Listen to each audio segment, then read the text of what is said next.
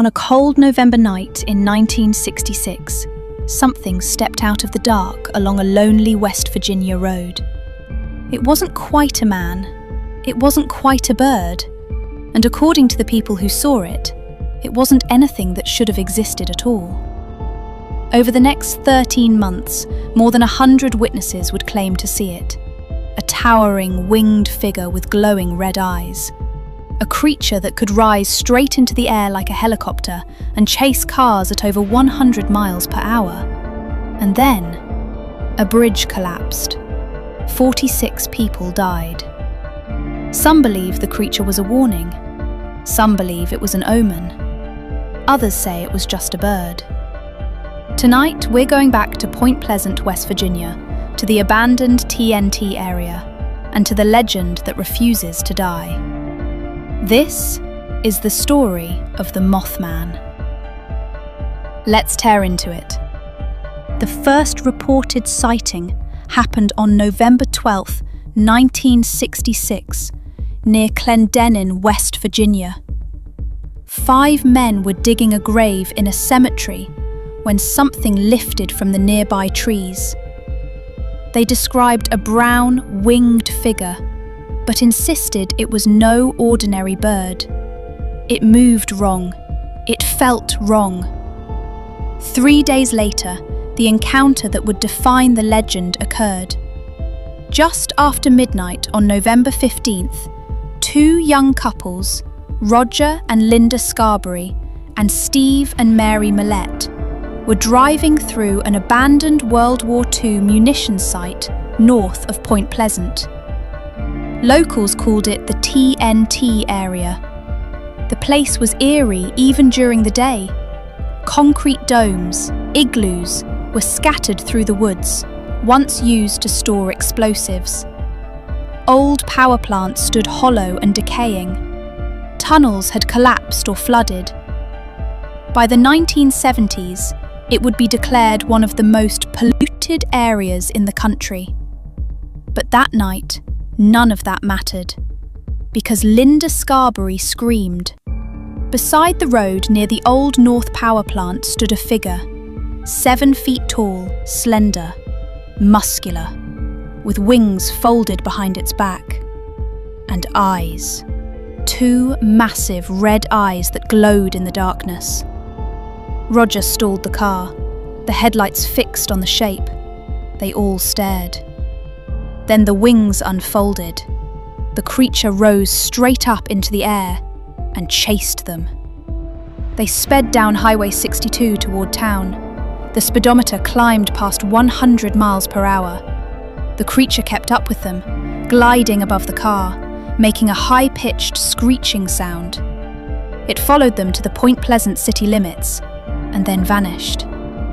Roger would later say, "I'm a hard guy to scare, but last night I was for getting out of there." The couples reported the sighting to Sheriff George Johnson. Police investigated. They found nothing. But the next morning, the Point Pleasant Register ran a headline. Couple see man-sized bird, creature, something. And that's when everything changed. After the newspaper story broke, others came forward. Volunteer firemen reported seeing a large bird with red eyes. A contractor named Newell Partridge claimed his television began emitting strange buzzing noises. His German Shepherd disappeared. When he shined a flashlight into a nearby field, he saw glowing eyes, like bicycle reflectors. Within days, the sightings multiplied. People described the creature walking with a strange shuffle like a penguin. Others claimed it had no head, that the eyes were set into its chest. Some said it had arms in addition to wings. Others said it had only wings. Almost everyone agreed on 3 things. It was enormous. It had red eyes, and looking into those eyes filled witnesses with overwhelming dread. Several reported long-lasting psychological distress, nightmares, anxiety, a sense of being watched. The creature didn't just appear, It haunted. Interestingly, early descriptions were more bird-like than insect-like. The name Mothman likely came from local newspapers, possibly influenced by the popularity of the Batman television series airing at the time. Though the villain Killer Moth wasn't featured in the show, comic book culture was everywhere, and the name stuck. It sounded sensational, and sensational was exactly what the country wanted. National media picked up the story. Suddenly, this wasn't just a West Virginia oddity, it was a phenomenon. And then the stranger elements began. Author John Keel would later investigate the events and publish the Mothman Prophecies in 1975. In his account, the sightings weren't isolated. Residents reported UFO activity, strange phone calls, visits from mysterious men in black suits who warned witnesses not to speak. Some residents claimed premonitions, dreams and feelings that something terrible was about to happen. The creature became more than a cryptid. It became an omen. On December 15th, 1967, 13 months after the first major sighting, disaster struck. During rush hour traffic, the Silver Bridge connecting Point Pleasant, West Virginia to Gallipolis, Ohio, collapsed into the icy Ohio River. 46 people died. The official cause was later determined to be a structural failure due to corrosion in a suspension chain link. But for many residents, the timing was impossible to ignore. The Mothman sightings abruptly stopped after the collapse. No more red eyes, no more car chases, no more winged figure in the trees. It was as if the creature had completed its purpose. For believers, the conclusion was clear. Mothman wasn't a monster. He was a warning. Of course, not everyone agrees. Wildlife biologists suggested misidentification, particularly of the sandhill crane. Standing nearly as tall as a man, with a 7-foot wingspan and reddish colouring around its eyes, a crane out of its migration route could explain the descriptions. Others proposed great blue herons, barred owls, even snowy owls. Skeptic Joe Nickel argued that the glowing red eyes were simply eye shine, light reflecting off an animal's retina at night. Hoaxes followed the publicity. Flashlights tied to balloons, fabricated stories. And importantly, there has never been credible physical evidence. No body, no verified photograph, no biological trace. Just testimony and fear. There's another possibility. Psychologists point out that once a community becomes primed to see something, especially under stress, reports can multiply. Point Pleasant in the 1960s was economically struggling. The TNT area was environmentally contaminated. The Cold War loomed in the background. When something unusual appears in an anxious environment, it can take on symbolic power. University of Chicago psychologist David Gallo later explained that modern sightings often come from self-selecting groups, people already inclined to believe. Fear spreads faster than facts, and sometimes stories grow legs or wings. Interestingly, similar winged omen stories have surfaced worldwide.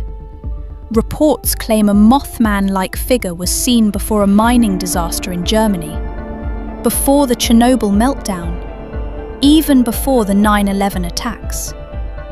None of these reports are verified in any scientific sense, but the pattern is fascinating. Human beings have always told stories of harbingers, banshees, deathbirds, angels of doom. When tragedy strikes, we search for signs we missed. We want to believe we were warned. Descriptions vary, but a composite image emerges. 7 feet tall, dark grey or black, wings spanning up to 15 feet, capable of vertical takeoff without flapping, speeds exceeding 100 miles per hour, glowing or reflective red eyes, sometimes headless, sometimes with antennae, sometimes with arms, always terrifying. Witnesses often described overwhelming dread, not just fear, but something heavier, oppressive, almost supernatural, which raises an important question. If this was merely a bird, why did it feel like something else? Today, Mothman is no longer feared in Point Pleasant. He's celebrated. The town hosts an annual Mothman festival every September, drawing 10,000 to 12,000 visitors. A 12-foot metallic statue stands downtown. The Mothman Museum displays artifacts including a mounted snowy owl some claim inspired the legend. What was once terror has become tourism. What was once a warning has become branding. And yet, late at night near the old TNT Area, now part of the McClintic Wildlife Management Area, locals still tell stories. Stories of red eyes in the trees. Stories of something watching. So what was it? A crane out of place? An owl caught in headlights? Mass hysteria? A paranormal entity tied to disaster? Or something we still don't understand? The most compelling detail isn't the wings, it isn't the speed, it isn't even the red eyes. It's the timing. 13 months of sightings, then a bridge collapse, then silence. No one can prove a connection, but no one can completely dismiss the coincidence either.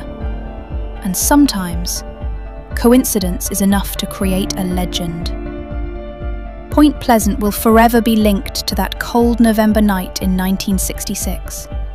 A sleepy river town, an abandoned munition site, two couples driving home, and something standing beside the road, waiting. Whether Mothman was flesh and blood, feather and bone, or something born from fear and folklore, it has secured its place as one of the most enduring cryptids in American history. And maybe that's the real mystery. Not whether Mothman existed, but why we needed him to.